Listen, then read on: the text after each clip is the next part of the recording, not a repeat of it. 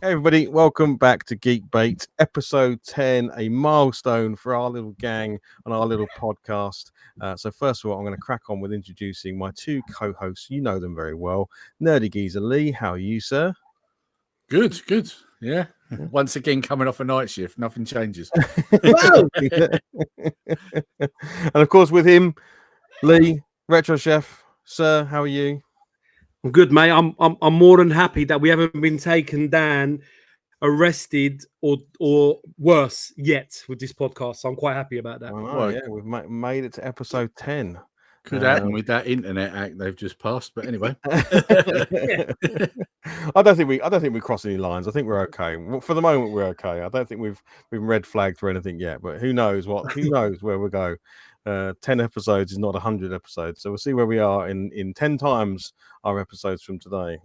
Hopefully we're still doing it. Who knows?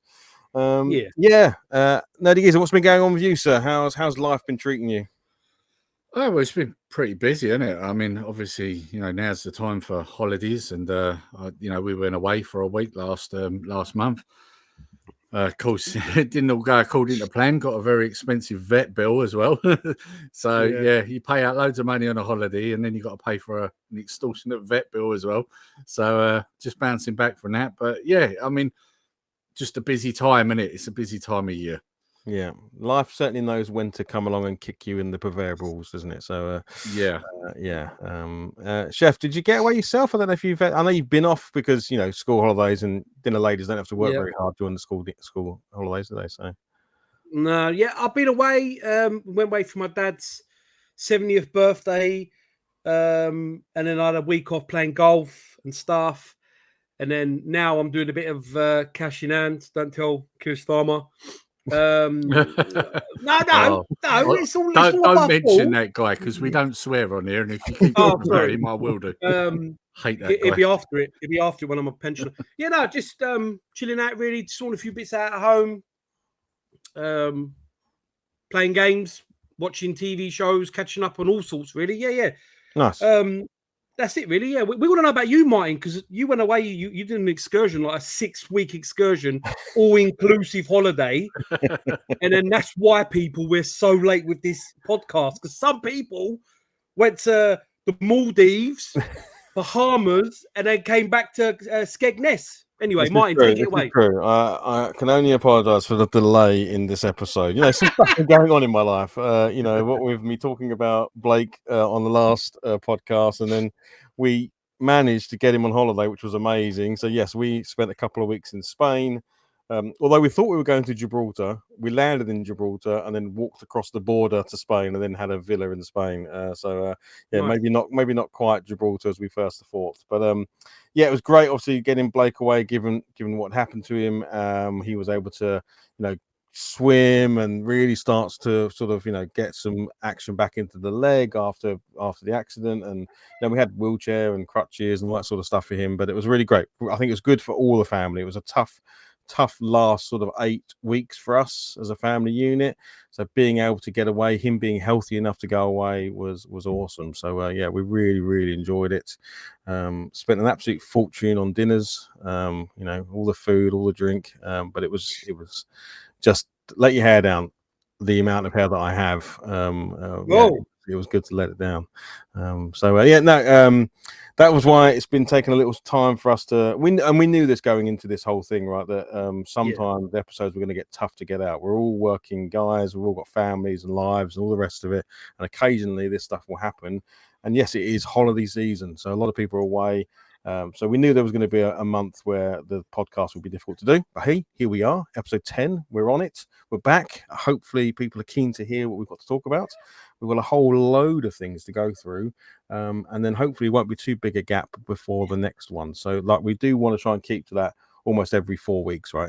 Every month. Will we ever reduce it? I don't know. That's a big ask for all three of us. But at the moment, I think we're really happy with the monthly format that we have, and so far there's been good engagement, which is great. And thank you again for those listening right now. We do much appreciate it. So yes, Chef, I thought I might come to you first, because not only has there been a lot going on in our lives, there's been a few people's lives who haven't continued. Obviously, we had Ozzy Osbourne, very sadly passed away, and we can talk about that a little bit. And then for us all, and I think an icon for all of us when we were kids, sadly Hulk Hogan also passed away. So yeah, just I know you wanted to have a talk about him. Maybe we can talk about them both. Yeah, you know, I just want to clarify. Obviously, you know, Hogan is someone that a lot of us know because of wrestling, and someone that I think for me, if it wasn't for him, I never would have got into wrestling. You know, and I'm sure it's probably the same for you guys as well. What always makes me laugh about Hogan, he always looked old. When he was 30, he looked 50. Yeah. Like, you know, like he always looked, yeah, bless him. He never had any hair anyway. Yeah. And but yeah, obviously, listen, look, like for me, it's a massive loss. I never thought we'd lose him yet. And we've had this conversation, me and Lee have had these conversations, Nerdy Geezer, multiple times about our icons, you know, like the Van Dams, the Stallones, the Schwarzeneggers, like when they do leave us, which is going to be absolute distraught for many and millions of people. Hogan's one of those people, 100% for me, because I still watch wrestling. I forced it on my kids to watch wrestling. And he was just, you know, I got to meet him once. When I say I got to meet him, I was at Virgin Megastore. They were here for SummerSlam. They were here for something back in the 90s. I can't remember what it was. And I got to meet him. We queued up forever. And I just remember him just being, because he was billed as 6'6", but he was only like 6'4" or 6'3". He wasn't as tall as they said he was. But he was a massive man. Like, and he was brown, well, fake tanned up. But yeah, just like as a wrestler, I love him to pieces. You know, for someone that wrestled 30s, 40s, 50s, and a little bit in his 60s, you know, he's definitely left a massive mark on wrestling. Obviously, he's taken it to the heights of where it is now. And, you know, Hulkamania forever, man. I miss him because, I watch his Instagram. He was always doing stuff in his beat shop, and he was still great friends with Jimmy Hart. Like, yeah, it's a big loss, and obviously that's more of a loss for me than Ozzy, only because I'm not massively into heavy metal, but I know who Ozzy Osbourne is. I knew him more because of the TV show that was in the early 2000s. I think it's the Osbourne show. The like, Osbournes, obviously, yeah. Yeah, that's why I really know him. I know his songs, obviously, but just massive icons, man. And we just lost two really big ones in a very short space of time. I think Ozzy was a bit more. Yeah, I think Ozzy you kind of Ozzy you kind of expected because he was really ill, but obviously with Hogan, I think maybe because we were over here, we didn't find out as much yet. Maybe he wasn't too but yeah, I just think it's bad, it's sad, and whatnot. And obviously, it'd be cool, especially for you two, because you know we're a similar age, and we all kind of dipped our toes in wrestling and obviously movies with you guys as well. So yeah, just R.I.P. Hulk Hogan, man. Hulkamania forever. Yeah. Lee, I'll come to you. What's your thoughts on him? Well, one thing I just wanted to pick up on what Chef was saying about him being 6'6" and that they lied. They did always exaggerate heights with most wrestlers, but in Hogan's case, that was actually true. Oh, yeah. So he was 6'6" originally, but because of the leg drop that he always did, over time it compressed his spine. So he lost height. Yeah, he actually lost height. So eventually, I think he ended up around the 6'1", 6'2" mark. He lost a lot. Yeah, over time. Yeah, because his spine compressed. Yeah, he had a lot of surgeries on his spine and his hips, and I think his knees as well. Yeah, he'd had a lot of surgeries, and obviously, what he died from probably was a result of steroids because it over enlarges your heart. So yeah, that probably was what done it in the end. But yeah, I mean, my introduction to Hulk Hogan. And it's a funny story, this, right? So my introduction to Hulk Hogan was Rocky III as a kid because it was the first Rocky film I ever saw, right? Yep. And I remember going round to a friend's house when WrestleMania 6 was on. And he was the only one in the street who had Sky because back then you had to have money to have Sky, didn't you? And I remember we went round there and was watching it and he came on. I went, "Oh, Thunderlips." And someone went, "What are you talking about?" I was like, "That's Thunderlips." They were like, "No." I was like, that is Thunderlips. That's him out of Rocky. Like, what's he doing on here? Like, you know, I was really confused. And then someone said, no, he's Hulk Hogan. I was like, he's not. He's Thunderlips. Like, yeah, I wouldn't have it. And in the end, they said, no, look, Hulk Hogan, he's a wrestler. Thunderlips is the character name in Rocky 3. I was like, oh, like, you know, at that point, I was like, oh, I didn't get it. You know, to me, it was Thunderlips. So, yeah, my first introduction to him was obviously on that when he's like stomping the hell out of Stallone. So, to then see him fighting the Ultimate Warrior, it was like, wow, this is great. Like, you know, so, and I was hooked from there on in. So, I've still got my action figure of Hulk Hogan. Like, I've still got it, and I've got Nice. obviously I've got others that we've lost as well. You know, like Ultimate Warrior and that. You know, obviously Undertaker's still around. I'm a big fan of him. So, yeah. So, I mean, Hogan was the one who started it for me. Obviously, one thing I suppose we lightly have to touch on is that he was a human. He was flawed. You know, obviously there's been some controversies with him over the last few years. Not massively liked by his peers, but at the end of the day, he was still an icon. You can't change the fact that if it wasn't for him, there would be no WWE. Let's be honest, there wouldn't. Yeah. He built that. So, and everybody's human. We all make mistakes, right? So, at the end of the day, he's passed now. Maybe we should, you know, let it rest. You know, so yeah, it's very sad. I saw. I think it was a TikTok video. Someone must have recorded when they brought him out, and I actually saw him wheeling him out on the stretcher. It was really sad to see. To see how small he looked compared to how he used to look. He just looked so old and small and frail. Yeah.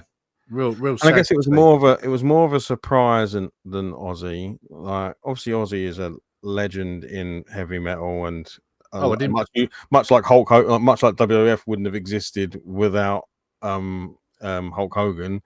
A lot of rock bands or metal bands wouldn't exist without Ozzy, right? He created that genre, and but I think we all knew Ozzy lived a life of excess, and probably all like, how the hell is he still around at this age and still able to perform and all these things?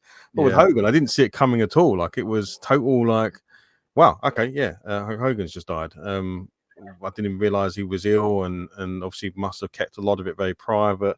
But he was an absolute, as you said there, no one lives their life perfectly, especially people who live their lives in the limelight and are considered icons. Most of them are flawed people because of the pressures of the world and the way they are treated and lived.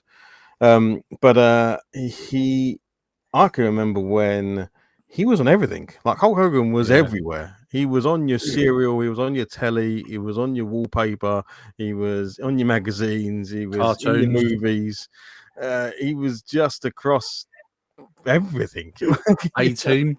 He was on the A-Team. Yeah, he was in the A-Team. Yeah. I imagine there was a point in time where everyone in the world knew who he was. And he carried the WWF at the time, obviously WWE now, on his shoulders, right? Because it just wasn't a thing.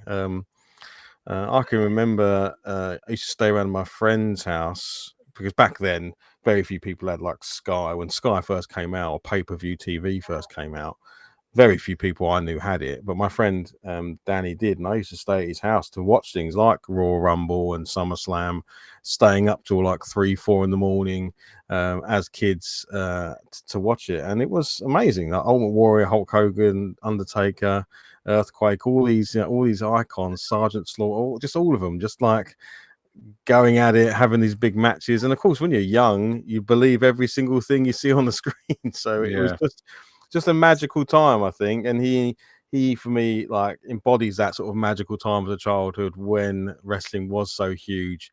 We'd play it in the garden, you know, whenever there was a trampoline or a bouncy castle, we'd probably be, you know, hip tossing each other over and throwing each other into the walls and clotheslining each other and things like that. And yeah, I don't know if it's the size of it was back then, but certainly he was the tip of the spear for that time, and you know, and that. So obviously, I think it is a sad loss, and we're getting to that age, I guess, where we're starting to see some of our icons drop off, which is always a bit scary, isn't it, when you start to get to that age? But we're going to see more and more. So I think it was more of a surprise to me, that one, than say others recently. I feel, yeah.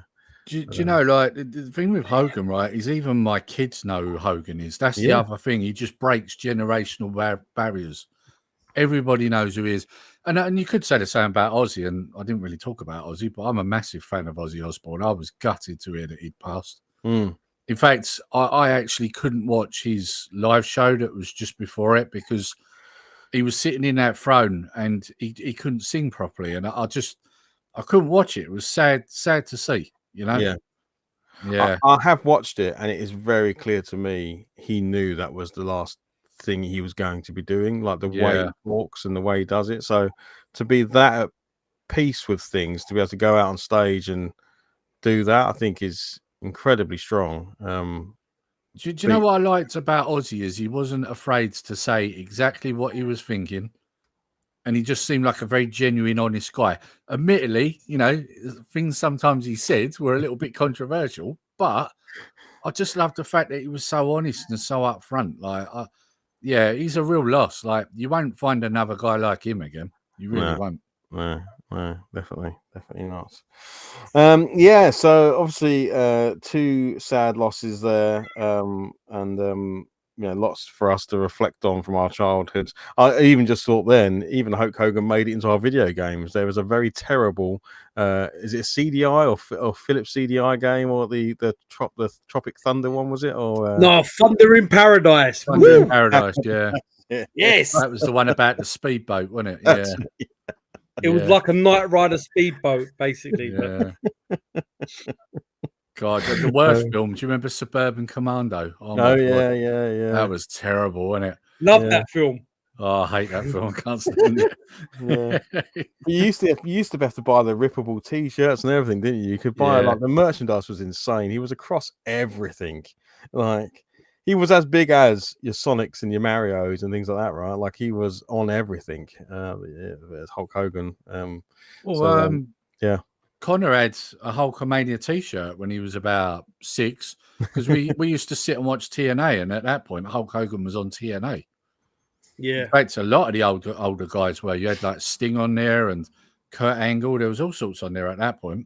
Yeah. So Connor had a Hulkamania T-shirt, and he had we still got it. He's got a large Hulk Hogan figure as well. So, yeah. Nice, yeah. Excellent. Well, rest in peace, the pair of them. And let's hope we can go another rest of this year without losing any more icons. I'm not ready for any more yet. We've had 2. Let's stop there, for a bit. Yeah. Cool. Lady Geezer, come to you because you have been binge watching, I think, for the last couple of months, possibly, given how many. I don't know. You can tell us in a sec how many seasons and episodes there are, but you have been absolutely falling back in love, maybe in some ways. I don't know about that. with the X-Files. Tell us all about that. Well, I'm just going to premise it with this before I say anything. This is going to get controversial because I know there's some great lovers of X-Files, so this will get controversial. Right. You know that old saying, like rose-tinted glasses, and then when you go back to things, you look at them with a new light. Yeah, I think X-Files is definitely one of them. I found it I found it really difficult. I'm not going to lie. Like, I actually started to wonder why we enjoyed this show so much. Like, because there's a few things that have come to mind. I suppose it's probably because when it came out, we was all in our teens, right? And obviously X-Files was very different to anything else that was being done at the time, wasn't it? So that's probably why we fell in love with it, right? And obviously you had your odd episodes that were almost turned into films. Like, for example, Tombs, I remember it's a 2 episodes in season 1 that are split between the middle and the end of the season. It come out on VHS, if you remember, as a film, which I actually own. And there was a couple of others, like there was an episode called Shadow about basically a spirit that's almost like a guardian angel to someone. That was a good episode. And then there was one where a building's being run by AI and it's killing people, right? And them exceptions were good episodes, and I own them actually on VHS because they are the exception. But what I realised is, God, is it rough? There's a lot of filler, especially season 1. A lot of episodes that are very similar. A lot of episodes where not really much happens. Obviously, at that point, they didn't have the budget probably for effects, so it kind of, you don't really see much of anything. And as it's gone on, it's got better. But I'm now at the midpoint of season 8, right? And if anybody doesn't know this, right? So there was a point in, I think it was the end of season 1, where Scully gets abducted, right? Now, the real reason why they took her out of it for a while was because she was pregnant in real life. So they took her out saying she'd been abducted, right? And then at the end of season 7, Mulder gets abducted, right? And the real life story behind that was that there was a disagreement with Duchovny and his agent about pay. And so he reduced his role in that season because they wouldn't give him a pay rise. So they brought in the guy who played, I forget his name, who played the Liquid Terminator in Terminator 2. They brought him in. Robert Patrick. Is that his name? Yeah. So yeah. Now, people are going to go mad when I say this, right? But No. I actually prefer him. He's better than Mulder. I'm sorry, no. but he's a better actor. He's lost a load of subscribers. Martin, He's a better actor. Cut the stream. Cut the stream, Martin. Don't worry, everybody. Lee's apparently leaving this podcast soon. I'm sorry, This right? is an imposter. If anybody goes back and watches it, because it is now on Disney Plus as well now, if you go back and watch this, right, I dare you to tell me I'm wrong on this, because he's a much better actor. He really is. And underrated. Season 8, you should be really seeing this series getting worse, but actually it got better when he come into it. So, and this is the other thing that sprung to mind, right? And I wonder if anybody else has actually come to this conclusion. What was the point of the X-Files? Because they never prove anything. Did you ever notice that? Well, yeah. It's actually a pointless endeavor. They never actually prove anything. They never really properly solve anything. So when I suddenly realized this about season 4, and I'm thinking, hang on a minute, they actually got no evidence of anything. So yeah, it's kind of a pointless endeavor, which then kind of, I suppose, puts a bit of a dampeners on the series, then, because then you look at it in a whole new light. It's like, actually, what they're doing is really pointless then. So yeah, it's the friends they made along the way. That's that's I mean, I've got one more of the original season. Obviously, I'm halfway through 8 at the moment. It went up to season 9, and then it stopped, didn't it? And then it came back for a couple of seasons, didn't it? Later on, I think it was 9, or was it 10 seasons initially? It's either 9 or 10 in the original run. So, and I know Mulder's meant to come back into it like any episode now. So, but yeah, normally what I'd be telling people is, the old stuff's really good. You should go and watch it, and it's great. And I won't tell you not to watch X-Files. You probably should go back to it and kind of see what I'm on about here. But at the same time, like, I do think X-Files is a series that hasn't aged very well. Yeah, unfortunately. Yeah. So maybe you two should give it a watch, and just to see what I'm talking about here. I probably tend to agree with you, Lee. When I think about X-Files, I mean, first of all, I think of FHM voting Gillian Anderson Sexiest Woman of the World in like 97 or something. That's probably what I'm thinking of. And her being a poster on my wall, that was definitely a thing. But then I'm thinking there's probably only about 3 or 4 episodes that really stick in my mind of good X-Files. I remember the what's the guy called who can like stretch through like that's Tombs. That's a good one, that one. So there's like a few episodes like that where like I go, those were good. Like they were a little bit scary, they were a little bit, especially when you're younger, they were a bit edgy. But I also do remember it. Funny that you mentioned about the special effects and stuff, because I also remember it being very dark. Like most of the time, you couldn't see what was going on anyway. Yes, there's very little daytime recording. It was all seems to be done at night in the dark, where you couldn't see much of what was happening. So that probably helped them keep the FX budgets quite low, I imagine. But how many seasons were there in the end? Well, in total, I think there's 11 or 12 seasons. It's either 11 or 12. because they did a certain amount, and then they went away, and then a couple of years back they came back with another 2 seasons. Yeah. So So that's again, it's a bit like when we talk about some of the other TV series that we've watched in the past. There's always filler episodes, isn't there? But unfortunately, I think X-Files had more filler than killer. You know, if you were to go through and grade every episode. But I do remember watching it quite a lot when I was younger. And I think probably caught up in the hype of it. It's a bit like, I'm going to say Lost as well, right? I think if you went back and watched Lost, you'd realize how much of that was just complete filler, and there was a couple of good episodes, you know. And again, probably outlived its welcome by a number of seasons, really, and could have been condensed down to a much more compelling story. But yes, Chef, did you watch much of the X-Files? Was you a bigger fan of Gillian Anderson as I was? Yeah, no, I did watch it a fair bit, but I was more in the TV show called The Outer Limits. I was more in that camp because it was a bit more out there. But I did enjoy X-Files. I thought it was, for its time, it's good. But to go back now, I think, like Lee said, I haven't watched it for many years. There's been a few movies, hasn't there? I think there was about 2 or maybe 3 movies. But I think it serves a purpose for time, because I think back then there was nothing like it.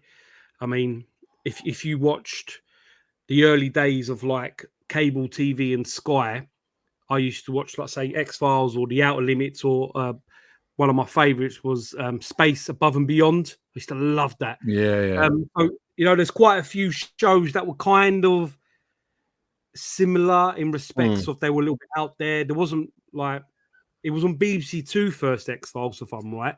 Then it moved to BBC One because obviously it got popular. I thought it was Channel 4. I'm sure it was BBC Two, but then obviously you have to go back and look now. I could be, maybe it went to Channel 4, or maybe it started on one of them and it got bought. But I remember it moving around a couple of channels because obviously it got popular. There's some really good games as well, actually, on the PS1 and the PS2, some point and click games. Yeah, I think it has some great characters in it. The cigarette guy, I forgot what they called him. Man. The one, Cancer Man, that's it. And then the guy who this is terrible. I really like him as an actor. He's in lots of things I watch. He was Mulder and Scully's boss, the bald-headed guy. Oh, he Skinner. Does loads of good stuff. Skinner. He does loads of B movies. He's in lots of stuff. I think he was in Shocker. He's in good, like, he's a good actor. He is a good actor. Yeah, you're right. I think he was in Supernatural. Like he played Mary Winchester's dad. So yeah, they had some good people in it. But like Lee said, I think I haven't watched it for many years.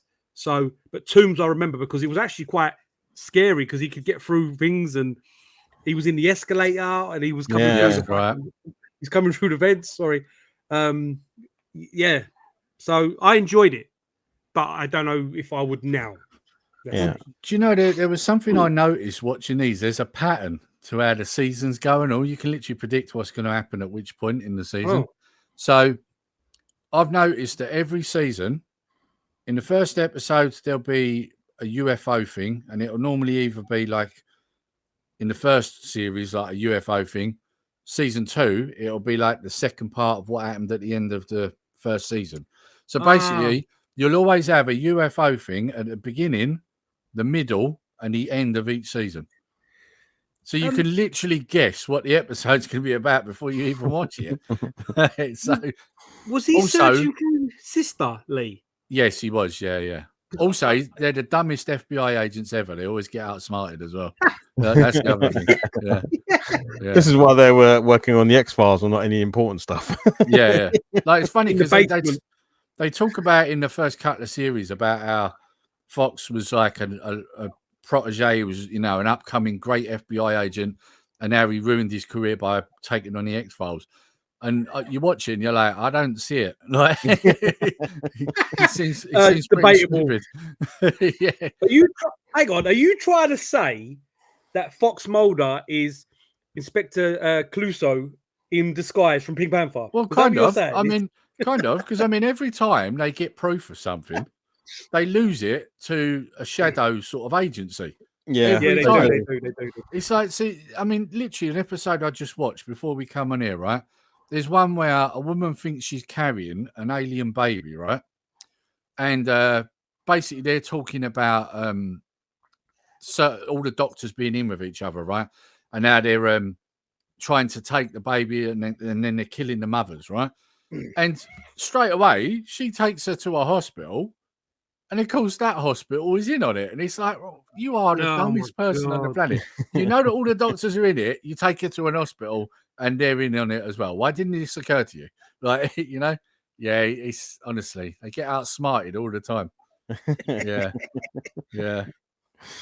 Right. Well, look, yeah, I think probably you could probably pick 10 episodes maybe that are absolute killer, and sort of recommend those as to go and watch.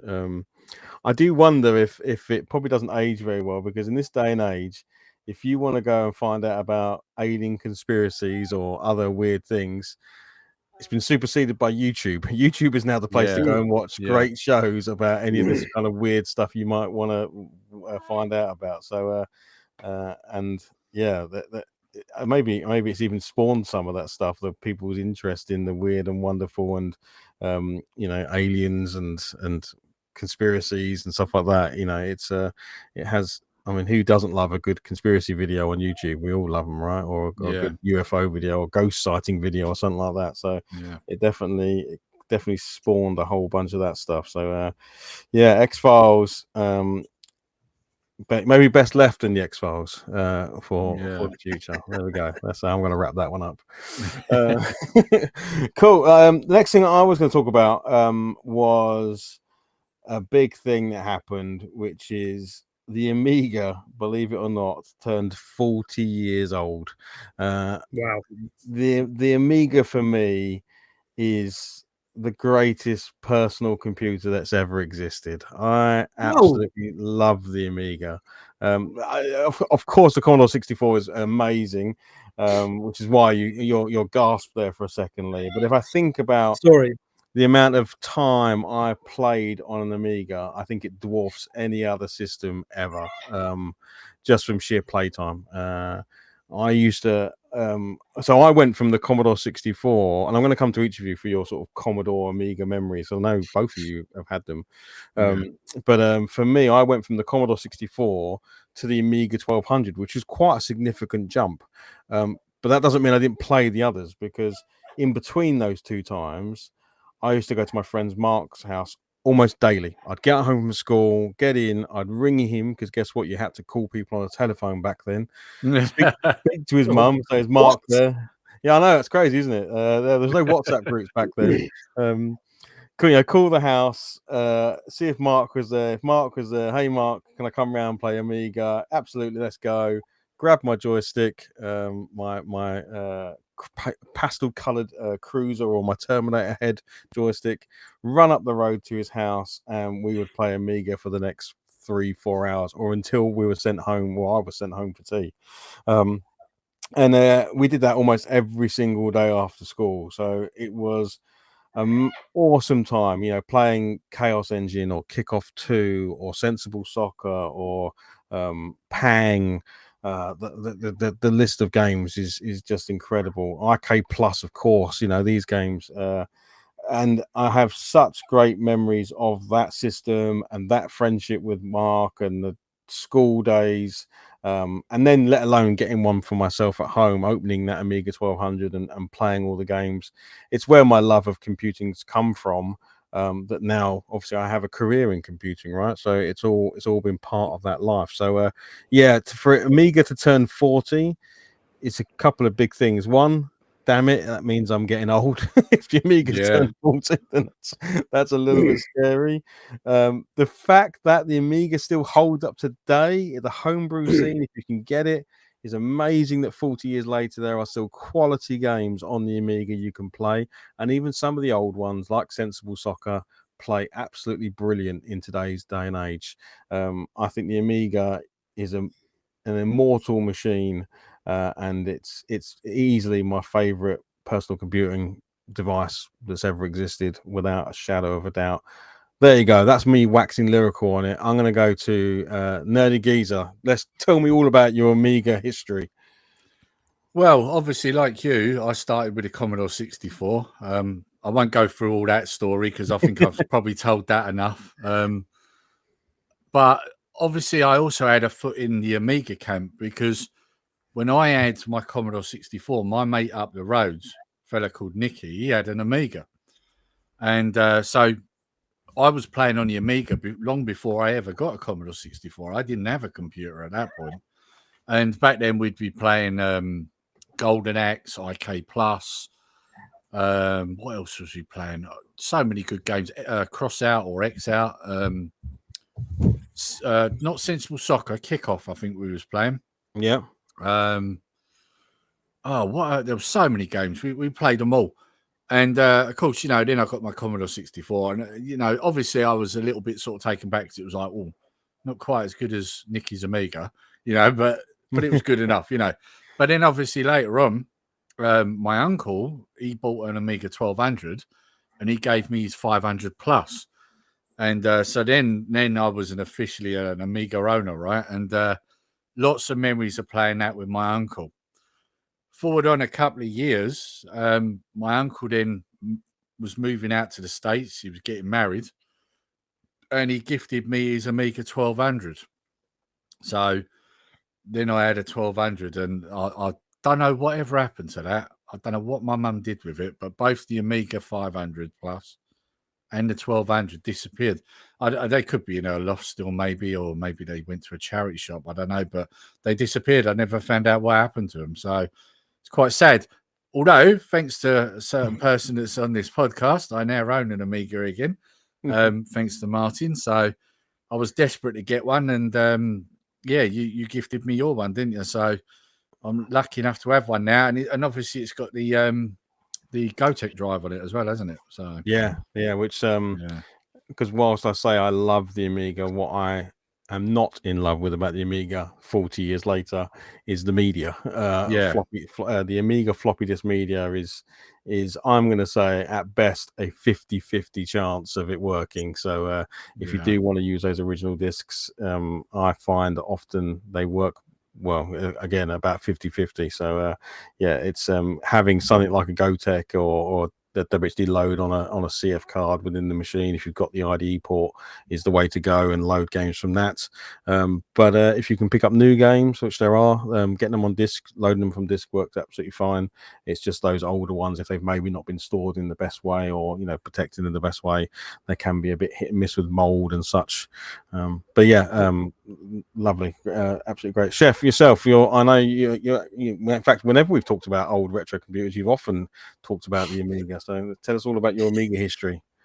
Yeah, so my big brother, I say my bigger brother. I've only got one. Well, I've got brothers, but my real brother was into Spectrum. That's what he got first. But his best mate had a C64, so we used to, like, as you always do, little brother go around their ass and just watch them. He was never allowed to touch anything. You could just about watch the screen. Maybe if you're lucky, hold the cassette box. Yeah. Look at the pictures. Yeah. Maybe, yeah. But then my brother got an Amiga and I had my NES at the time. And I remember playing this every time you do a stream, mine, I always say to you, Flood, Ivanhoe, Hunter, Necromancer. Is that the one I always ask you in my Necromancer? Which all them games my brother used to play, awesome games. Sense World of Soccer, Football Tactician, Championship Manager Italy. Like, I could wax all day about it. Now, I never had one, but I used to play my brother's computer. And then quite a couple of years ago, I was quite lucky to steal one from an old lady. And this is a famous story. This is on YouTube, isn't it? She almost paid you to take it, didn't she, at one point? Listen, to be fair, it was, I had to take it. It'd be rude not to. And I was trying to think. I bought I don't know what meg you have to put into. I apologize, but I think it's 1 meg now. Is it 1 meg now? I'll put something in it to make it 1 meg. I'm not quite sure. The fast RAM adapter. Yeah. So I could play. What game did I want to play? There was something recently, not Spy Love Me. I used to love Spy Love Me as well, by the way. But there's some games that you have to play with 1 meg or vice versa. Yeah, it's awesome. Like, and obviously with yourself, Martin, you know, you play it religiously. And I think it's cool that it's something that is still going. You know, you think about it, it's something that is 40 years on. Yeah. Something that technically wasn't out as a computer system, as a video game system. You know, people would buy. You know, people were buying them. I mean, like my brother got his. He was like, "Oh, mum, I want to do my homework." Or we had a printer. We had everything: the printer, the scanner, whatever it was. We had all this. My brother never used any of that stuff. Yeah. You know, and you had, was it the paint? I can't paint deluxe. Yeah, deluxe paint. Yeah. Deluxe paint, sorry. And we used to do the one we used to type and used to talk. All that text stuff. to speech sort of thing. Yeah. Yeah, you used to talk and you could do the voice. Yeah, it's just even like now there's so many games that are like the 16-bit genre, especially the Metroidvania kind of games. There's so many that are like Amiga. They look like Amiga games. You can buy them now. You know, like Mummy Demastered, which you two know I love to pieces. That's an Amiga game in my eyes. It does look it, yeah. It's not a Super Nintendo game. It's an Amiga game.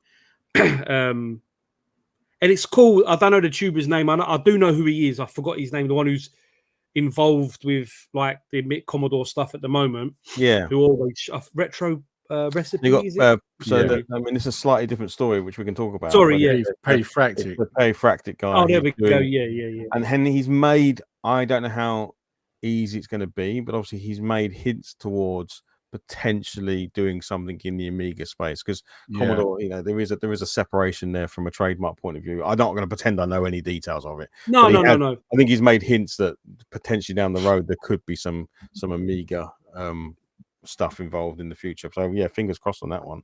Yeah, I read that. Yeah, he is one tuber who I watch who does talk about all those systems nearly as much as you do, Martin and Lee. Oh, he loves them. Like he's someone I watch, especially about his Knight Rider stuff, which is another story. But he's always talking about the Amiga or the Commodore, and that's why it's interesting. But I think it's great, and I hope they bring out something. I don't know what. I do. I hope they bring something out, whether it's digital, downloadable, something, just something that is to start them off, and then maybe they get some traction. Maybe we get a more powerful me. Who knows? Yeah. Watch your face, but it's awesome. I can't think of anyone who would be a better CEO from a point of, you want someone who's got a vision, has a passion, has a drive. There might be better people who should be the CTO and the CFO and all those kind of roles in an organization which you need. But your CEO is your vision setter, right? It's the person that says, this is where I believe we can go. And when I look at that guy and what he's done and how he talks about Commodore, and obviously his whole program, obviously focus on lots of things, not just Commodore. No, of course. But I think he's I think he hopefully, and I genuinely really hope he does do great things for it, because it would be great to see Commodore being a technology brand again and actually creating new technologies for the future, right? I think it's retro minimalism type stuff that he's going to go for. So, will Commodore produce a phone that is almost harking back to the old days of it's purely for people that want to connect? Go on, Nerdy, jump in, mate. Before we move on to another subject, I also wanted to mention, because didn't really mention what games I used to play with my uncle. That was one thing, and it kind of leads into something else that you guys know is on YouTube. So, of course, it's Amiga related, right? So, I used to play a lot of things like Cannon Fodder, Beneath the Still Sky, Flashback, Settlers. But another game I used to play with my uncle a lot was Syndicate. And I just wanted to mention that, because if people aren't aware, on a retro tip, has done a making of Syndicate. He's also done an abridged version, because the original one is about 2 hours, 40 minutes. I watched the 2 hour, 40 minutes one, and I actually didn't think it was too long at all. It was very interesting. Yeah. Great video, and people should definitely watch it. Yeah. Just wanted to add that. Absolutely. Peter Richard Tip, as we've said before, does amazing, in-depth, interesting documentaries on gaming, and it seems to be the thing he does. I think he does like 2 a year, but you can tell why, because of the effort that goes into them. So the thing I would say that links those things, which is unique to the Amiga and then computers going forward, was all those games you just mentioned, apart from Flashback, brought the mouse, right? And the mouse was a massive game changer from going from like a Commodore 64 or a Spectrum or an Acorn or any of the other 8-bit machines from back, or BBC Micro, all those machines back in the day. The introduction of the mouse pointer changed a lot for gaming. You know, all those point and click adventures you mentioned there, Lee, you know, the Adventures of Monkey Island, the Simon the Sorcerer, the Syndicate game, Worms, Cannon Fodders. Exactly. They were all transformed by the ability to have a mouse, you know, and actually navigate a screen, interact with objects, not just having to do first person with a joystick or move with keys or something like that. They could have all been played with a joystick or keys, but they would have been a lot worse for it. You know, a mouse brings a level of control to those types of games that is just unparalleled by anything else, unless you're talking touchscreen, which back in then days you wouldn't have had. So yeah, I think the mouse, the classic, the tank mouse, again iconic from the Amiga days, is something that I think again was just a huge game changer to gaming. And yeah, I mean the point and click adventure genre, not so much beloved these days, but back then, my goodness, the police quests, the king's quests, there's just so many. Beneath a Steel Sky, and it was just so many fantastic point and click. Indiana Jones, I mean, they're going to keep coming into my head, but there were so many. And the nice thing about those games is they were huge value for money, because some of them would take you, because you didn't have YouTube and any other things. If you wanted to get through that game, you had to get through it. You had to click every object with every other object and every other permutation of use, talk to, pull, push, whatever it might be, to get to the end. And or ask friends in schools, or hopefully see something in a magazine you might be able to find out, you know, dare to ring the hotline to get a walkthrough on something if you didn't want to tell your mum and dad and pay £5 per minute or whatever it would have been back in the day. So yeah, I think they just, for me, it sort of harkens back to a real magical time in gaming. And the Amiga was such a special, and is such a special machine. Like I say, I play it regularly. It often features on Monday Night Retro. We always end up in a game of Worms. Worms is still an amazing game to play. It just works. It's perfected that way of playing a game.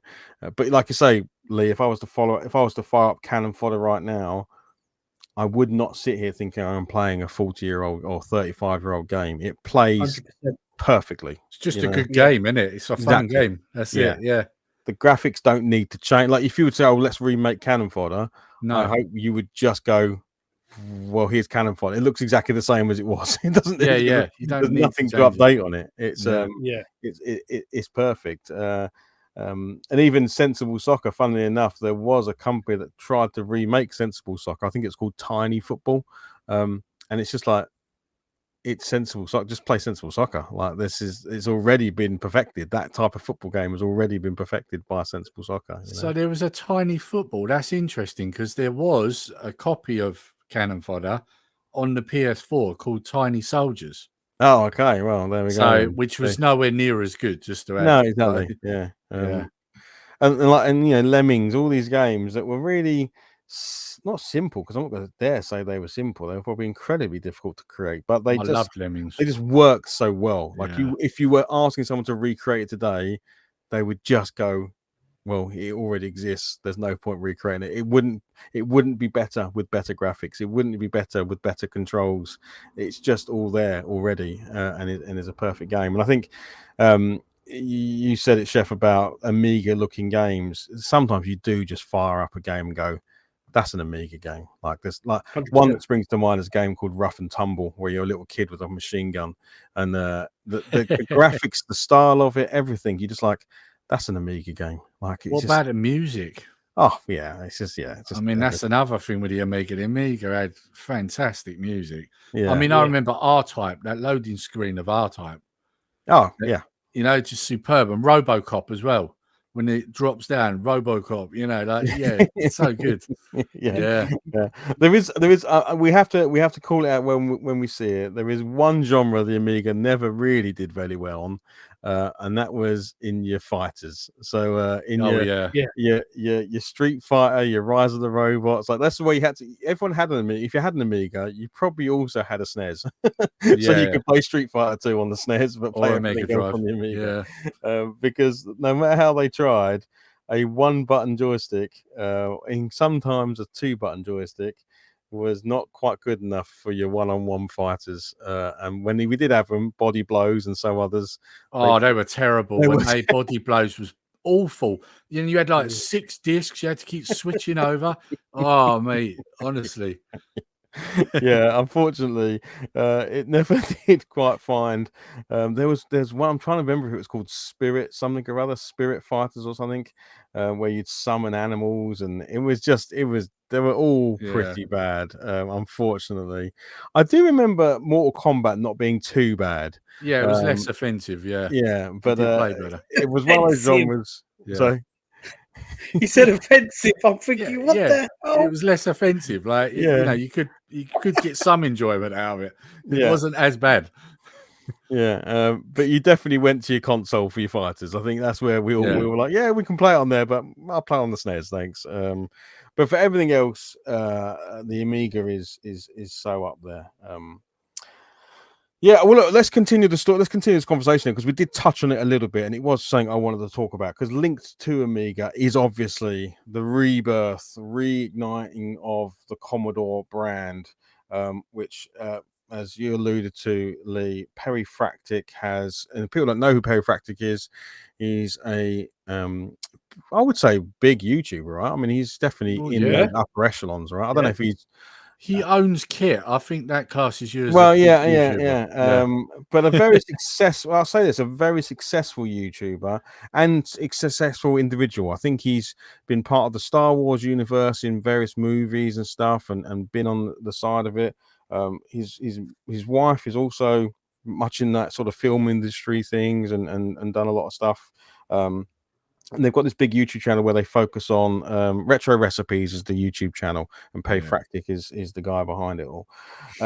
They focus on a lot of retro stuff over the years, and that includes not just video games but also movie genres. And as you guys have alluded to there, he owns a Pontiac Firebird, which is a Pontiac Firebird, is it? Pontiac Firebird, which has been obviously completely done out as a kit, with I think he's now added like proper AI to the car so the kit can respond in almost real terms with him and things like that. It's he's gone quite the whole hog with it, really. Go on, Lee. When you're saying about done up, I think that is actually one that was used in the actual series, wasn't it? It hasn't been. It's not a reproduction. That was actually a proper one from the series. Oh, okay. Well, obviously, I'm guessing he's cosmic. He's, I guess, done up in. It was probably needing of some. It needed some attention. Yeah. And I know he's done things to it since, like added a lot of more working screens to it, and like I say, he's done this. There's a whole episode where I think he creates kit, like he actually uses AI to have it more interactive with him rather than being a set of 10 responses. It now can talk to him in real terms, and all those sorts of things. So like he's got that. Before that, I know he did it with his Tesla. He was turning his Tesla into a kit of such. He was modifying it and doing all sorts of things, even having it to the point where he could call kit and the Tesla would drive out to him and pick him up, sort of thing, which was very, very cool. But a guy who's super passionate about all things retro, has some great memories, was one of these people that were sort of had the foresight to record a lot of this stuff. So he has a lot of videos and pictures and all sorts of his actual history of retro, which I wish I had. I wish I had some photos of me playing the Commodore 64 when I was a kid, but I just simply don't. And he has since then come out as the CEO of the new Commodore, the new world. I think it's about 40 different trademarks that he's acquired. He's working with a lot of the old Commodore people. So, the son of Jack Tramiel and a bunch of other people that were heavily involved in the original Commodore back in the day.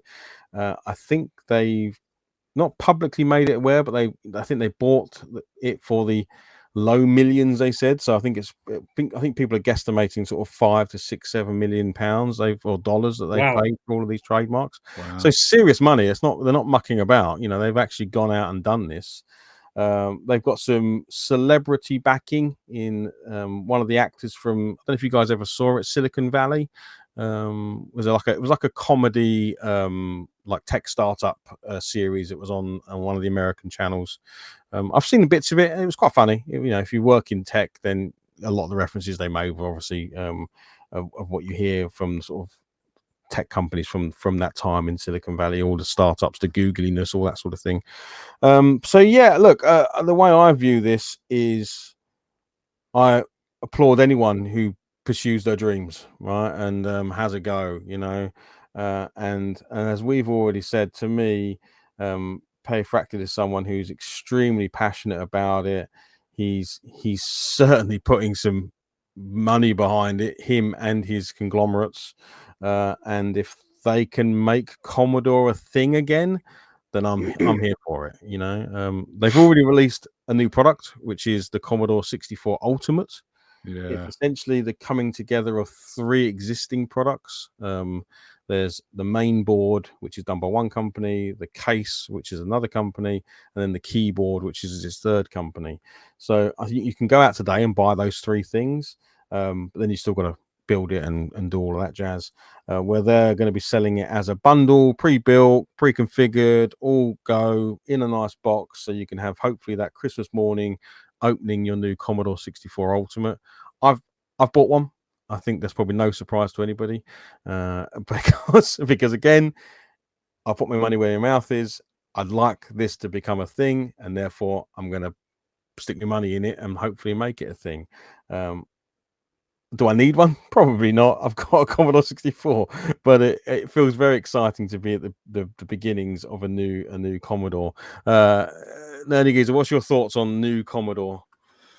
Well, I'm actually considering getting one myself. I really am considering it because, like yourself, I'm a massive Commodore fan. So long live Commodore. So I'm glad it's back, and hopefully it won't go anywhere. So yeah, I'm really considering getting one of these. I've got a question for you actually. Is it HDMI out, this new one, or is it still going to be like the original where it's SCART or whatever? I'm pretty sure it's HDMI out. Yes. Yeah, I think it needs to be now, don't it? Yeah. So that's good. I mean, what I was thinking is because I've got obviously the C64C, and I've also got a Maxi. But if I was to buy this new one, I would just move on the Maxi. So, and the other thing I like is, of course, I've got the C64C original.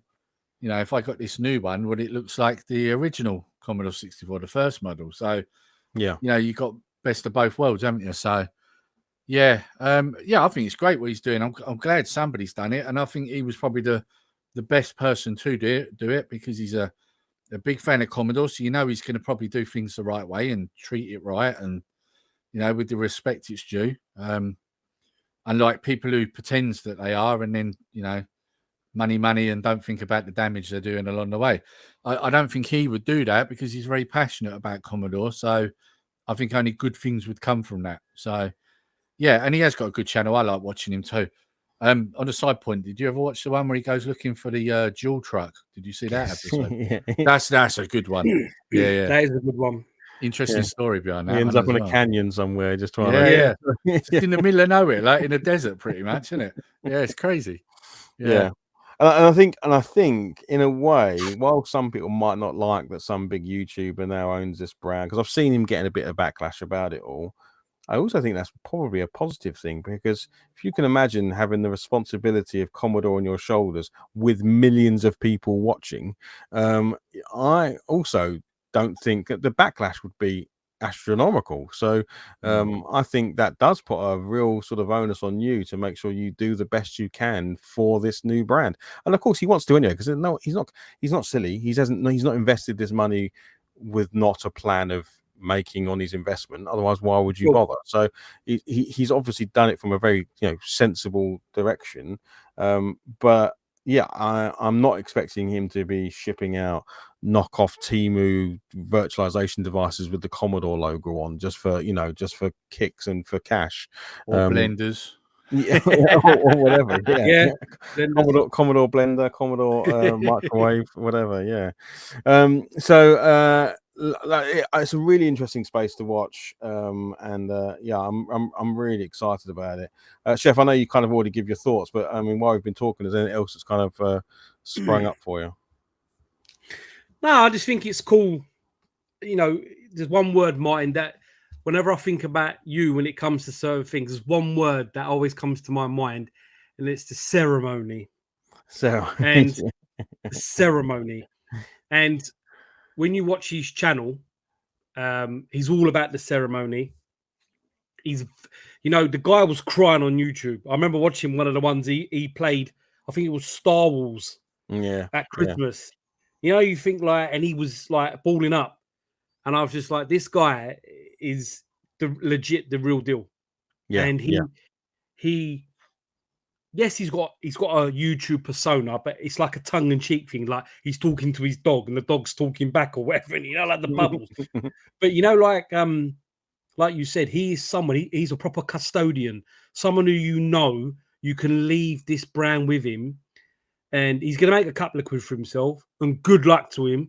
Anyone that says anything to him, they're mugs, and they should have put their hand in their pockets and done something rather than give him, ag about it. Yeah. Then that is it. Because what we get out of it later, who knows? But at the minute, you're talking about the new C64. That's probably a startup thing. What I would say is that we've had so many recently, the last 5 to 6 years, of these mini C64, Atari, the Amiga. I think they just need to kind of like get it done properly. Just do the ultimate version of said console and just leave it be. Yeah. Because like Lee just said there, Lee was like, "Oh, I've got this, so I'm going to sell that." And I think they just need to make the ultimate version from the day dot, and just stop mugging people off, innit? Because I would buy, the best version of a C64 and of Amiga or whatever they do, rather than keep buying these other ones. Well, what I genuinely hope is, I want to see, we've got the Spectrum Next. The Spectrum Next is what would have happened if Spectrum continued and didn't finish in the way that it did. Yes. And that's what we want to see about, if Commodore hadn't made some very poor decisions, which if you've watched any documentary are well known, and even the people that work for Commodore will talk about, what would have happened? What was the Commodore Next? What was, eventually there would have been a Commodore telephone, there would have been a Commodore tablet, there would have been a Commodore desktop PC, and what would that have been? And that's what I'd like, because I don't need. I've bought a Commodore 64 Ultimate because I'm happy to put cash into this organization to see what comes from it. It's almost like a mini investment in myself, but I'm getting a computer out of it, which is not a bad thing. But I don't necessarily want to see another Commodore 64 in a different package. I don't necessarily want to see another Commodore, an Amiga 500 or an Amiga 1200 differently packaged. I want to see what's next. What would have happened if this technology had continued and would have been up there with your Microsofts, your Amazons, your Googles? It's not going to be those things, but it could show us what was coming. Obviously Commodore did make the CD TV, it did make the Amiga CD, and those things flopped in certain ways. But still, I want to know what the Commodore Next, because then we get people developing games for it, we get people developing software for it, and that's going to be awesome. So I don't have the nostalgia for the Spectrum to be excited about the Spectrum Next, but my goodness, am I excited about the Commodore Next, but hopefully with a better name, Yeah. Well, the other thing is what's good about this is he's already got like his fan base on YouTube, so undoubtedly he's already got customers. I mean, and he's basically got a way of free advertising. So everything's already in place. So him getting hold of Commodore, it couldn't happen at a better time, really. Yeah. I mean, he's not going to have to go out and find people because the people are already there. Yeah. So I think he's insane. And it's that sweet spot as well where all of us are of an age where let's face it, majority of his customers are going to be between the 35 and 45, 50s. We're all going to be in that age. We've all probably got a bit of money we can spend. We've all got a bit of a disposable income. And the day he says, this is the Commodore next generation, we're all going to be there, right? We're all going to be able to get on board. So, yeah, look, I'm happy to see the Commodore 64 Ultimate and maybe some rehashings of some tech. But I genuinely hope in the next 2, 3, 4, 5 years we get to see what would have been of Commodore if they had continued into the the 2000s, and that would be very, very exciting. And who knows, like you say, it could, right, in 20 years time, who knows, it could be that big tech company that's it's offering not just Linux or Windows or whatever it is. There is a Commodore OS that you can use, and there are Commodore programs, and that could be a very exciting time, right? Commodore PCs and laptops, exactly. Could be, could be. And that would be very, very cool. Not just a nostalgia machine, but also something that's differentiating itself from the marketplace of technology that exists today. Yeah, I'm totally there for it. So Payfractic, you're probably not listening to this, but if you are, we all wish you the very best of luck, and we will be there with you 100%. So yeah, and hey, maybe one day we'll get to chat to him. Cool. Let's go over to Chef. Maybe you have been playing, I don't know if you've been playing this or whether you want to just talk about it, but a new Shinobi game. Yeah, I've been playing. There's a downloadable demo at the moment of Shinobi. Obviously, I think it was one of the proper first arcades I used to play as a kid in the chip shop. Especially, I used to love the bonus stage when you're throwing the ninja stars at the little green ninjas. It's an iconic game. Again, we're getting loads of nostalgic games coming back with a new rehash, but this one's actually something that they've actually spent some time on, and it's got a lot of Shinobi. I'm trying to think, is it Shinobi 3 vibes, where that game is super expensive anyway on the Mega Drive, but it's really good. I don't know if you two have played it or watched any of the. I think it's great, and I'm really looking forward to it because I think a lot of the newer kind of ninja Shinobi samurai games are very tactical, especially playing like Elden Ring, I know, or Sekiro. They're very techie kind of games where you've got to learn the combinations and do things, whereas Shinobi is just old school, like I said, chip shop style game where you just put your money in and just play it. And then I'm really looking forward to it. And like I said, I just wanted to tell everyone, if they don't know, you can pre-order it from, I think Argos is somewhere that's really doing, or Amazon. It's definitely something that people need to get, especially I think it's on the PS5 and the Switch, maybe the PS4, maybe the Xbox and all that. But it's definitely something people need to get into. And I can't wait to own it physically. Yeah. I had it on. It's funny because you probably think, I imagine you think of it as a Mega Drive game. In my head, Shinobi is a Game Gear game. It's a game that I played a lot on the Game Gear, on its tiny little screen, with not being able to see very well, sort of under the covers in bed, late at night. Brutal game. Yeah, and it being ridiculously hard. I don't think I ever got anywhere far on it. But the music was cool. the bit where you're on the highway and you're trying to get off the lorries. Mate, honestly, that thing just wants to kill you, doesn't it? Yeah. I mean, I think it's well known as an absolutely brutal game. I know for a fact I never completed Shinobi or any of the Shinobis, or got anywhere close. But as you said, it is a formula that has been revisited a number of times.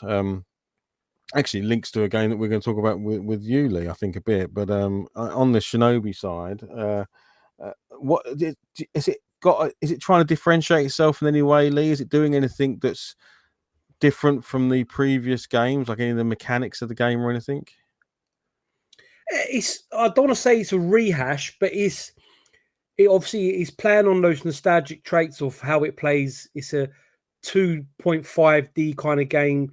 It's shell shaded in some aspects, and it's more of a Shinobi character, like from Revenge of Shinobi or Shinobi on the Game Gear, rather than Shinobi from the Master System or the arcade, if that makes sense, because he's in Yeah. a white outfit, bit like Shadow Dancer in Yes. terms, Yeah. rather Yeah.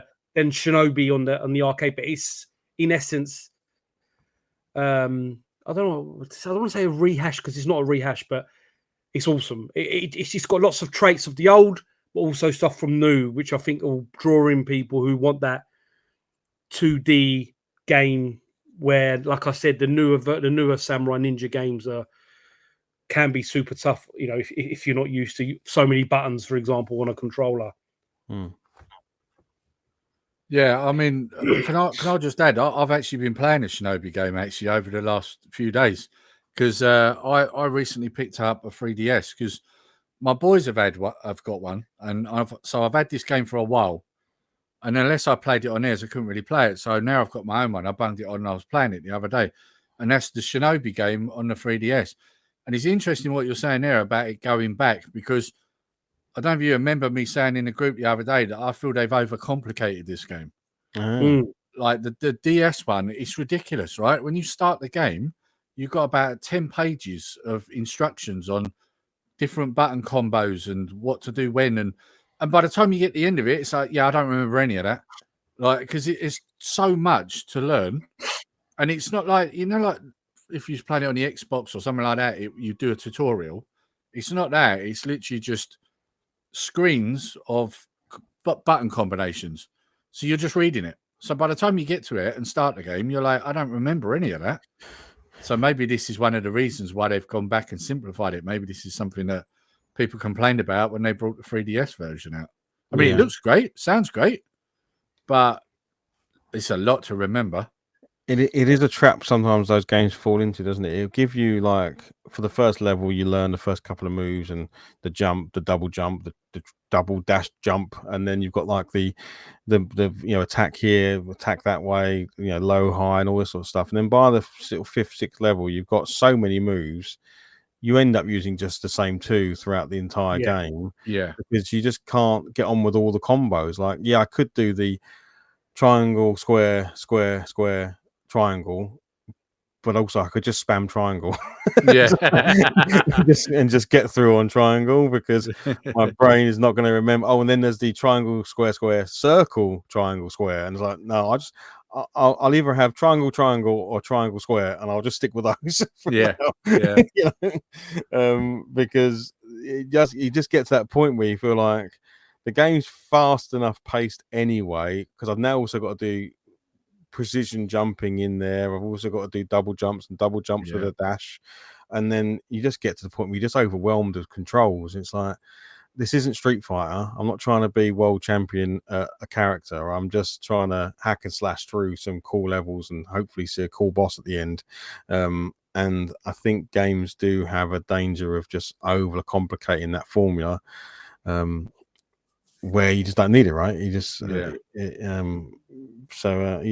mean, maybe there are people that love that. Maybe there are people that love learning numerous combinations for their character, but I am definitely a fan of keep it simple, stupid. It's the KISS acronym, keep it simple, stupid, in these games. So but look, go on. Look at Streets of Rage 4, for example. I mean, everybody should, if they're doing a game like that, they should copy what they did. Streets of Rage 4 balanced that perfect. And that's a very popular game. Everybody enjoyed it. So, I think a lot of these games could learn a lot from that. Yeah. Or even, I'm not too bad. I quite like sometimes where they have different styles of fight. So you still have the same. Let's say it's 3 different combinations of buttons. So it's your classic XX circle, then it's XX square or XX triangle. Those are your 3 moves. But then you can use your L and R buttons or your select button or something to change style. Or maybe you go from holding a sword to fist combat to something else like nunchucks or something. And therefore you're doing the same combos, but you're changing weapon based on the enemy you're fighting. If it's an enemy with plate armor on, then your sword's probably not going to be great because it's slicing against metal. So you switch to your nunchucks because that does crush damage or something. That I can get on board with, because all I'm doing is I'm doing the same 3 moves, but I've changed the weapon I'm doing them with, and therefore I'm getting a plus or minus to my attacks. It's more tactical. Exactly. That I can get on board. When it's like there's 15 different combos for you and this weapon, I'm like, mate, I'm going to do 3 of them at most, you know, and the others are now irrelevant. So yeah, it'd be interesting to get people's thoughts on that one in comments and stuff. What kind of styles of games they like. But I'm much more in the, maybe because I'm getting old and lazy, just the button mashing and Streets of Rage. Yeah, That's basically it, isn't it? Yeah, same as me. Yeah. But yeah, obviously, I have seen the graphics for this new Shinobi game looks amazing. The platforming looks really fluid and fast, and you know, it has that Shinobi feel, definitely. I've seen some of the special attack stuff where like you zip around the screen and cut 3 people in half within like a second and stuff, and you know, that's your like basically your ultimate, your special. So yeah, I mean, I'm sure it will be really good. Is it coming out on the Game Gear though, Chef? Because unfortunately not. No, okay. I'll have to wait for the D-make and the It's coming out on the Amiga. I don't know what system. I've just got to wait for Perry Fracted to build a handheld Amiga. Maybe that's in his. Maybe that's his. Yeah. Well, look, I think this probably links us into another sort of ninja-based game that someone's been enjoying. Nerdy Geeks, I know you've been playing The Messenger, right? Yeah, I mean, most people probably know that I really like these retro-style pixel art games. You know, I mean, I play enough of them on the channel, so I imagine most people have probably already figured that out. And The Messenger's no different, really. I mean, funny enough, it was Chef that put me onto it.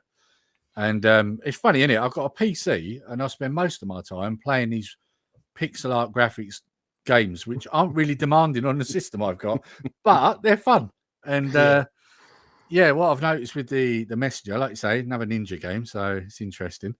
Is it massively reminds me of NES games, NES games. It feels so NES, like, you know, there's no speech. It's all like little bubbles with text in, you know, telling you which buttons to push and that. And it's also just simple, like what we was just talking about, where, you know, you run along, you kill things, you collect things. It's not massively complicated. You got a double jump button, you got an attack button. There's not a massive amount to it, you know. And I'm really enjoying it. And it's definitely a game that I can't put down. I keep going back to it. And the interesting thing is, through having conversations in WhatsApp and that, I then found out from Alex, Al's Arcade, he was telling me that it goes from the 8-bit style later on into the 16-bit style. I haven't got to that bit yet, but I am looking forward to seeing what that looks like. So, yeah, it's a really good game. I don't know how much it is now, but I got it in a sale on Steam, and it was worth every penny. I can't stop playing it. So. In a way, I was a little bit disappointed when Alex said that, because not that it's a spoiler, but I love the fact that you didn't know that, because in all of the trailers for that game, that is shown. Like it's shown. Really? Okay. It transitions from 8-bit to 16-bit. And when you said I didn't know that, I thought, oh damn, Lee almost had like a really cool wow moment where you'd have been playing it and you'd have done a flip or a jump, and then it went into 16-bit, and you'd have gone like, whoa, that I wasn't expecting that. So I was in a way, I was like, oh, I can't believe he's not seen that in all of the footage about the game. But also, wouldn't that have been cool if you hadn't have known and you would have seen it? But it would have, wouldn't it? Yeah, but yeah, it looks, like I say, it looks very, I mean, certainly the 8-bit side of the game, it looks like it should be running on a NES, right? It looks so like it looks like that Quantum Fighter type style, you know, with the hair whipping and stuff like that. It looks, the jumping's almost very similar, the grabbing onto things and stuff like that. It looks like it could be right at home on a NES, without a doubt. Funny enough, there is a NES game that's actually very similar called Blue Shadow, which I've also picked up recently. Oh, cool. It's very similar, actually. So, yeah, I mean, I'd say maybe this one's a bit more colourful, but yeah. Yeah. It's funny you mentioned, and I'll come to you in a minute, but I just quick, you mentioned about like having a PC and then end up running these games. My son Blake, he just got a brand new high-end graphics card for his PC, and he's playing Stardew Valley on it. That's what he's loving at the moment. So it's again, he's like using probably 2% of his graphics card. Yeah, even the young people today, they still love a pixel art game. You know, they're immortal, aren't they? Really. Well, they pick up and play, aren't they? Like that's the other thing. You know, you don't have to keep playing it to remember the buttons, right? I mean, you can literally play it, leave it for months, come back and still know exactly what you're doing. Yeah. You know? Well, I guess that was the beauty of the NES, right? And even like a Yeah. joystick back in the day, you had an A and a B button. In some cases, you had an old joystick, you had a button. And Yeah. how do I do this move? Try pressing one of the two buttons you've got. You'll probably Yeah. work it out. Yeah. So yeah. So Chef, is this a game you're familiar with as well? Is it? Oh, mate. So this is basically a rip-off of Ninja Gaiden. I used to play on the NES. Like we got it as Shadow Warriors over here, and I think of Shadow Warriors on the Amiga. I think it's on loads of C64. C64, yeah. Yeah. So Shadow Warriors is what we got it branded because you have the word ninja over in the UK. So White Blue Shadow is called Enter the Ninja in America, but we got it Blue Shadow. Right. Yeah, and obviously that's why it's called Blue Shadow because it's just. But now there's a PS4, PS5, Switch remake of Blue Shadow, and it's Enter the Ninja. It's more up to date graphics. But yeah, it's when I heard about the Messenger, I couldn't wait because a lot of the games kind of hold your hand through stuff, you know, like Shovel Knight. I used to love Shovel Knight. That's another awesome game. Yeah, it is. Yeah. So when I heard about the Messenger, so I bought the Messenger digitally first because you weren't able to buy it when it first came out. It must have been a small company and they didn't, get attraction. But then as soon as people were playing it and it plays like Ninja Gaiden, sorry, it then become physical and it was selling for stupid money. And now it's re-released, which is quite interesting how they've done that because it kind of obviously the price is a lot cheaper now. I think you can get it for 30 quid or £35, I think it is, if you buy a PS5 or a Switch version. But there was one point Messenger was like 200-300 quid to buy. And it's a great game. I love it. I think again it's nostalgic because it's like Ninja Gaiden, like Blue Shadow or Kabuki Quantum Fighter, which is another, like, I love I've Kabuki. just picked that up as well. Interesting, isn't it? Such a good game. It's loosely kind of based on Tron. It's about going into the computer as such, as a virus, if you want to say, or a system or whatever you want to say, a piece of software. But the NES has got so many games like that. So when Messenger come out, it's great. And there's another one called Infernax, which is another Messenger style game, which is like medieval, and you can be Ash, a character similar to Evil Dead. There's so many like we were talking.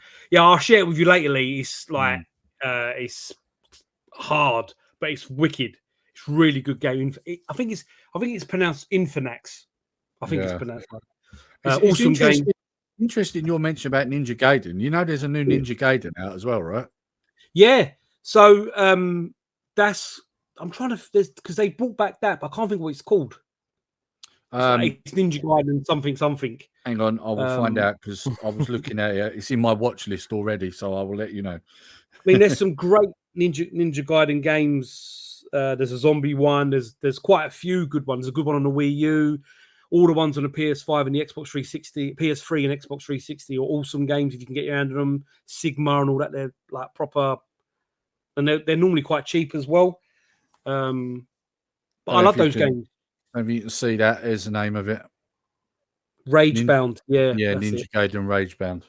But I knew when I said about Messenger because I know Lee and you might like those kind of games, and like there's a few other games that we between us we like obviously again Mummy Demastered and a few other ones that play similar to like that. But it's an awesome game, and like Lee said, he got it for next to nothing. He was selling for like 99p on the on the Nintendo Switch store at one point. Crazy, you have to have it. You have to get it on some platform because it's very rewarding and it's a great game. Yeah. I have just checked and I do own it on Steam, which is no surprise to anyone because I have such a ridiculous number of games on Steam. So I will definitely check it out.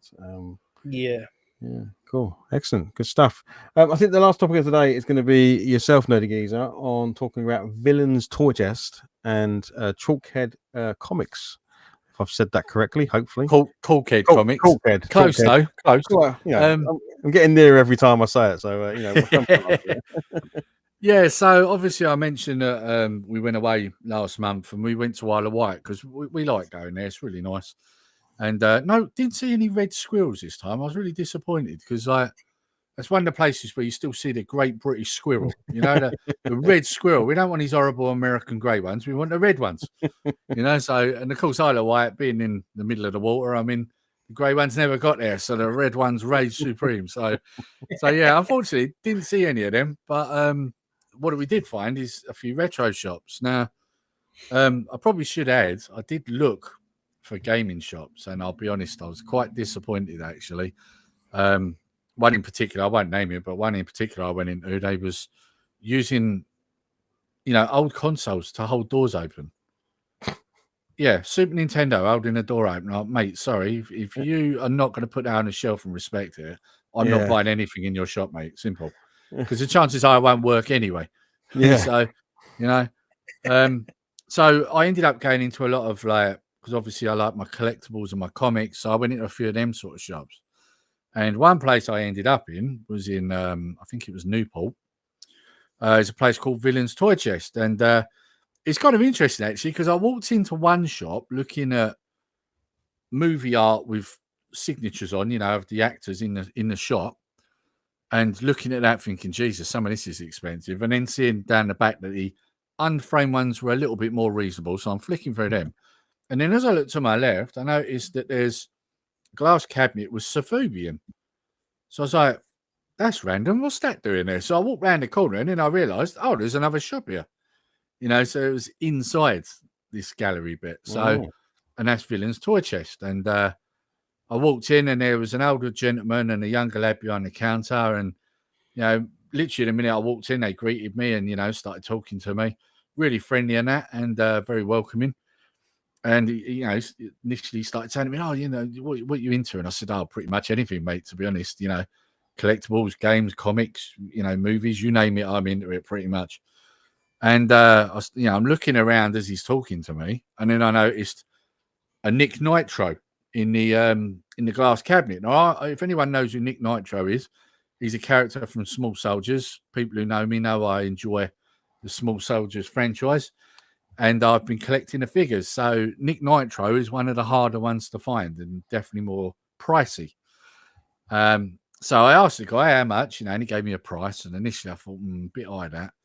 So I said, well, I'll think about it, And he said, well, give me a price and, we'll haggle sort of thing, So Kyra starts looking through eBay for me and gets a rough price of what they're going on there for. And he obviously overheard that and he just said, tell you what, mate, 40 quid. And I went, all right, done. I'll take it. So straight away, I've already made a purchase. I've only been in there 5 minutes. I've already bought something, right? So, because initially I think he wanted like 50 for it. So, but anyway, at that point, he said, oh, you said you like comics. Like, what comics you into? And I said, well, I'm into most, like, all sorts. I said, but my favourite is Batman. You like Batman, do you? He said, I've got something down here you'll like. So he said, here, come over here. So he took me over to this little bit in the corner and there's a display of comics I've never seen before, right? I said, Cool Kid Comics, I've never heard of that. He said, yeah, you probably haven't. He said, that's our comic line. I was like, really? He said, yeah. He said, we decided to start off one comic line to start with, which I've bought the first issue of, Hardcore Hair. This was the first one he showed me that he said is similar to Batman. And he's not wrong. He's basically a vigilante in a rabbit costume with a baseball bat caving people's heads in. So it's very similar. So great artwork, good storyline. Definitely got me hooked. I am definitely going to get the rest. And they've obviously spawned some others from that. And he explained to me it all come from conversations between him and his colleague in the shop, talking about things like, oh, what happens if a guy in a rabbit costume was to decide to be a vigilante and, go after all the gangsters, and things like that. They've launched one comic line called Tin, and that came from a conversation where they was like, well, what if the Tin Man who always wanted a heart liked hearts just a little bit too much? and the comic cover is basically the Tin Man's hand with a human heart in his hand. So I think I know where that's going. But again, I'm intrigued to check it out. So yeah, really nice guys. Like I said, I've got the number one of Hardcore Hair. Thoroughly enjoyed it. Recommended it to Chef, and I think Chef's bought them as well now. Yeah. But yeah, I just wanted to give them a shout because lovely guys. Obviously, it's also a UK comic line. It's an independent comic coming straight out of the Isle of Wight. You know, we need to support things like this because, you know, DC and Marvel, they've, you know, their stuff isn't good at the moment. It really isn't. And if you're looking for a great alternative, this is definitely one of them. So me and Chef have been reading comics for years, and you can pretty much guarantee if we say it's good, it's going to be good. So it's worth giving it a shot. And you know, although they're independent, they're a little bit probably more expensive than DC, but trust me, it's worth every penny. And no, I'm not being paid to say this. I really was impressed. So I'm just going to give the website out. It's corkheadcomics.co.uk. They're also on Instagram and Facebook as well. And if you're ever in Isle of Wight, look up Villain's Toy Chest in Newport and get in there and have a look. It's pretty cool. I've got a poster out of them, which I've got framed, which is pretty cool. So, Yeah, nice. I think it's great to shout out those small independents that are out there because, like I say, we've got obviously the big industry stuff and that has ebbs and flows of greatness. But it's nice to be able to say there's still small independent people out there trying to make a way in the world and trying to get their thing out there. And yeah, the Isle of Wight must have a pretty limited amount of availability on these things. So it's nice to hear that that's going on and there's people who've got an avenue to get their creativity out there. So yeah, I don't know. Have you seen this, Chef? You seen this comic? You're gonna be borrowing it off Lee at some point and having a read? Yeah, no, Lee told me about it, and I bought episodes 1, 2, and no, 1 and 2 definitely, maybe 3. I can't remember now. There's And 4 out in Hardcore Hair so far. Yeah, I must have 1, 2, and 3. I bought them via eBay, and then you said to me it's cheap on the thing, so I'm going to buy the next lot from them. Yeah. But it was something Lee said to me, and he said to me the quality of the paper. Yeah. Yeah, as soon as I opened it, I was like, this is nice, and it's very edgy, you know. It's there's not much like it. Everything's a little bit. They're careful what they're doing, whereas this is a bit more in your face, and it's just different. And nice. I'm gonna get a few more, but yeah, I thought it was great and it's different. It kind of reminded me, Lee, of the Tick. Yes, because you know the Tick comics and the cartoons and the sarcasm, right? Yeah, because the Tick comics were a lot more violent than the TV show, obviously. And there is a movie, I think, of the Tick, but I've never seen it. But it was very similar to that. I got that kind of vibe. But yeah, it's great, and it's like Lee said, it's I don't want to say it's a local comic book, but it's a UK-based comic book that we push definitely.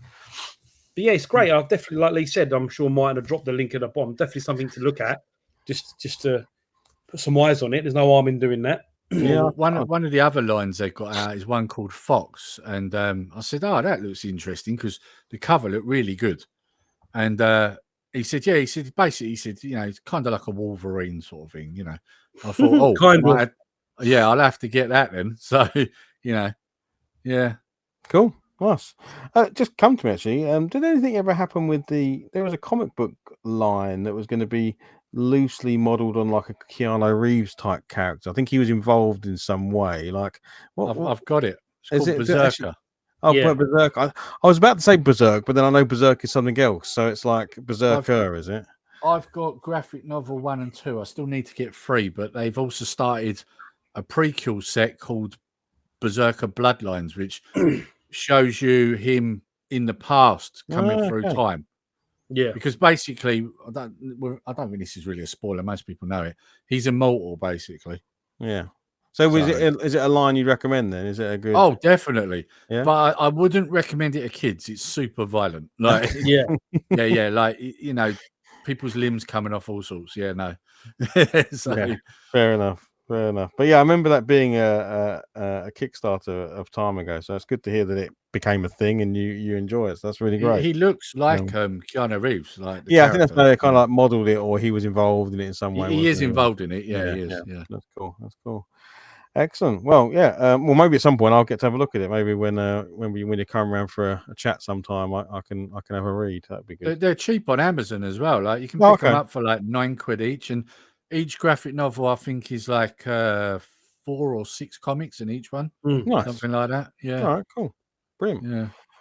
Excellent. Well, gents, I think I'm going to bring us to a close on this one, and we can pick up any topics on the next time around. But we've covered an awful lot today.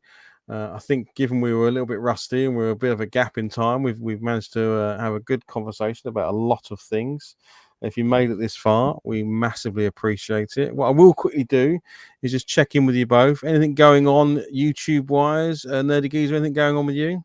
Yeah, Sunday, 8 p.m. We're doing an Alien special, no late fees. That's right, no late fees is back. It's back, baby. Yeah, we're going to be talking. Initially, the plan was to do a Romulus stream, and then we realised, hang on, Alien Earth's coming out this week, so maybe we should talk about that. So the plan was, well, maybe we'll do both, because when we did the last Alien special, it was before Romulus, and we said that we would do another one talking about Romulus afterwards, and it never happened. Now, unfortunately, I'm starting to realise, because it wasn't one episode of Alien Earth that dropped, it was 2. So could find that the stream probably ends up being pretty much that, because there's a lot to discuss. So I think maybe Romulus will have to come later along the line, but we'll see how we go on Sunday. But 8 p.m. on my channel, Nerdy Geezer channel. Obviously, Chef's going to be on there. Martin, did you find out if you're going to be on there? I'm hopeful, mate, but we'll wait. I may be entertaining, but I may be there. But you've got also Zega Zombie on, and also Retrobait Paul. Yeah, Retrobait Paul on. Yes. Yeah. So all big. Yeah. Well, I think Retrobait used to do YouTube or something. I can't remember. Yeah, I think he used to like aliens as well. Yeah. Lies. But yeah, obviously a massive Aliens fan. So I mean, who isn't? Yeah. But, just for clarity, that is Sunday, the 17th of August. Just depending on when you're listening to this podcast, but this will be definitely going out before then. But if you manage to listen to it early, yeah, definitely come over to Nerdy Geezer's channel and watch that live stream. It'd be really, very cool. The links, I'll stick all the links below again. Chef, what about yourself? What's going on? After this, have a bit of dinner, watch Alien Earth Part 2 because I've only watched 1. No, Swap Shop, end of the month, 31st of August, which it's been really, since it's come back this year in January, which is flown by like this podcast. We've had lots of new guys, lots of new tubers, some great stuff's been on there. I mean, Martin missed some epic Amiga stuff because he was on holiday in the Gibraltar. Sorry, I mean Spain. So it's been good. So we got that back. Hopefully soon I'll be doing a lot more regular stuff. Lots going on at home, but all good stuff. Still collecting, still loads. I've got like loads of stuff that I've collected recently that I haven't shown. I haven't shown nothing since last year. So when I do a pickups video, it's going to be monumental. Could be like an 8-parter. Each week drops a 20-minute video. It could be something massive. No, you know what you should do? You should do like an hour-long pickup video. That's what you should do. Because you've probably got enough stuff for it. It'd be a 2-hour special, and it'd be a watch-along wherever you dinner. That's what it'd be. Sitting there with your pot noodle, like watching, and doing, So lots going on. But I love this format. I love doing this. And I'm glad Lee's got no late fees back. Maybe we'll pull out of the old Dungeon Lee, the old Second Chance comics soon. Yes, because that's something. Yeah. I've got comics here. Like I've got loads, mate. Loads. So there's lots of new stuff. But so lots going on. But it's all positive stuff. Brilliant. But Nice all one. good. Yeah. Well, talking of live streams, we all love a live stream. Obviously, Monday Night Retro returned. It was on Monday. We played, as we said earlier, the Amiga for its 40th anniversary, and yeah, I just enjoy that time.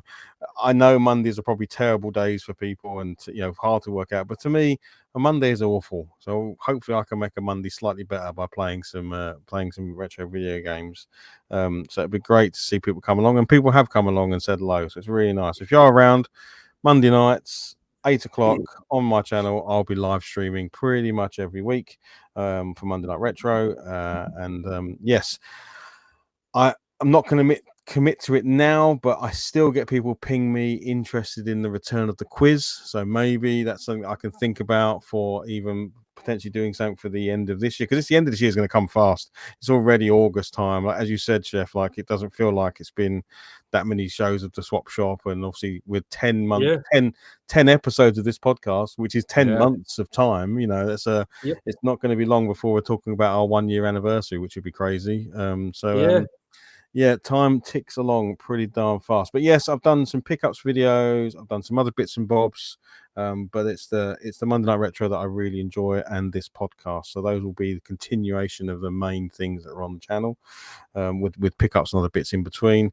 And of course, I do want to get the painting back on again as well. So I've got your Gundam kit, Chef, that I want to get done. I've got my Neon Necrons that I want to get done. There's a whole bunch of tabletop wargaming projects that I want to show off. So that's also to come as well. So basically, from the three of us, there's a lot. we just need to deliver on it all. That's the plan. So yes, hopefully people that do listen to us, hey, we're 10 episodes in. I really hope you've enjoyed the content we've brought, and you find it interesting. Again, love to get some feedback below wherever you listen to this, to see what you think. How could we potentially change things, or do we just keep doing what we're doing? And yeah, again, those likes, those star ratings, those comments, all of that help this thing grow, because I think we're all committed to doing it for a long time to come. So yeah, it's lovely to grow an audience around it. But otherwise, I think that is all she wrote. So I'm going to say thank you, Chef. Thank you, Nerdy Geezer. My pleasure. Thank you, everyone, for listening. And yeah, we'll see you next time. All right. Let's give everyone a big wave and a bye-bye. Bye-bye. Bye-bye. Bye-bye. It's been emotional. Bye-bye. I don't know why we are waving. No one can see it. Bye-bye, everyone. Bye-bye. It makes me feel better that we're waving. It does feel nice when we're waving. Yeah. Thanks, everyone. See you all. Ta-da.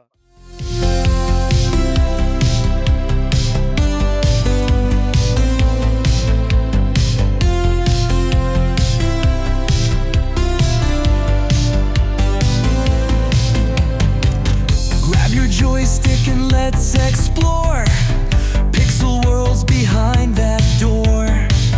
Dice are rolling, the board begins. Nerdy vibes for the wins. It's Geek bait, we're hooked for sure. Talking passion, pure and more. Movies, comics, games collide in this retro neon ride.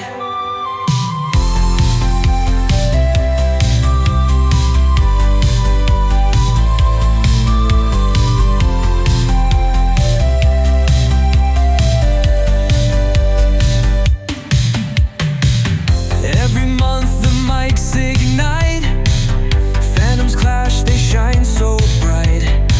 From galaxies to fantasy planes, we're geeking out, it's ingrained. It's Geek bait, we're hooked for sure. Talking passion, pure and more. Movies, comics, games collide in this retro neon ride.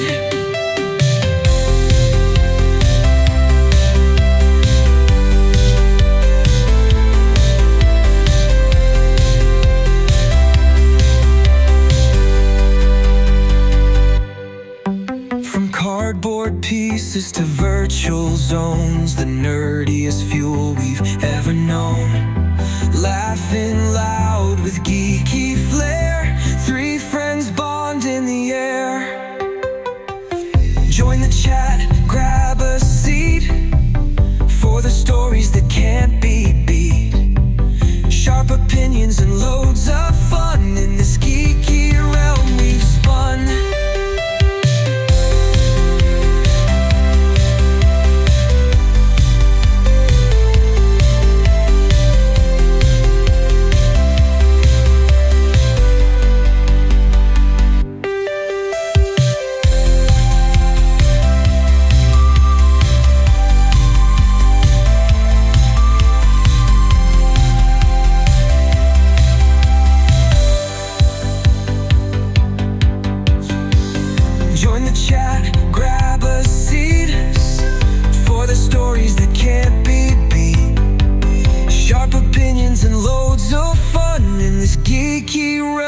we've spun.